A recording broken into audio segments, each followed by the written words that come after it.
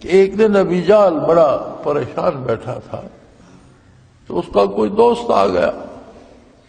اس نے کہا کمال ہے تمہیں ابی الحکم کہتے ہیں، تم وادی کے سردار ہو، اس پوری وادی میں کوئی تمہارے حکم سے سرتابی نہیں کرتا، اور تم ہی پریشان ہو تو باقیوں کو کیا ہوگا، تم کیوں پریشان بیٹھے ہو؟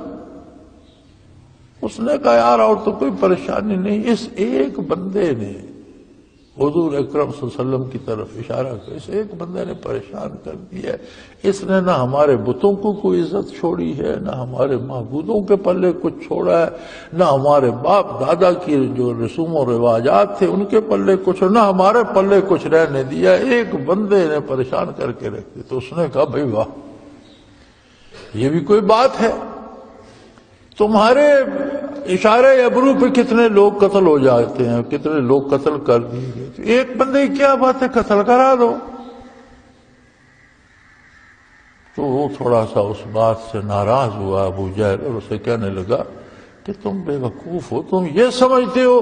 کہ میں نے اسے قتل کرنے کی کوئی کوشش نہیں کی، میں نے پورا زور لگایا، مصیبت یہ ہے کہ وہ اللہ کا نبی ہے، میں اسے مار نہیں سکتا،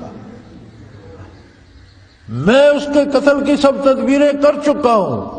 لیکن وہ اللہ کا رسول ہے، اب اللہ اسے بچائے تو میں کیا کروں؟ تو اس نے کہا یہ بات تمہارے علم ہے کہ وہ علم میں ہے کہ وہ اللہ کا رسول ہے، تو ظالم پھر مانتے کیوں؟ جب اللہ کا رسول ہے، جانتے ہو سچا ہے، تو پھر تو ایک ہی علاج ہے، مان لو۔ کہنے لگا مان لیں تو اپنی آبرو خاک میں مل جائے گی، ہمارا کیا بنے گا؟ ہم جو سردار بنے بیٹھے ہماری بات مانی جاتی ہے، پھر تو اس کی بات مانی جائے گی، مان نہیں سکتا۔ اسے کہتے ہیں کفر جہودی، یعنی جانتا ہے حق کو مانتا نہیں۔ فرمایا یہ لوگ جو دین کو تماشا بناتے تھے، انہیں حق بتانے والے بھی موجود تھے، یہ سنتے بھی تھے اور یہ اندر سے جانتے بھی تھے کہ جو بات یہ کہہ رہے یہ سچی ہے، مانتے نہیں تھے۔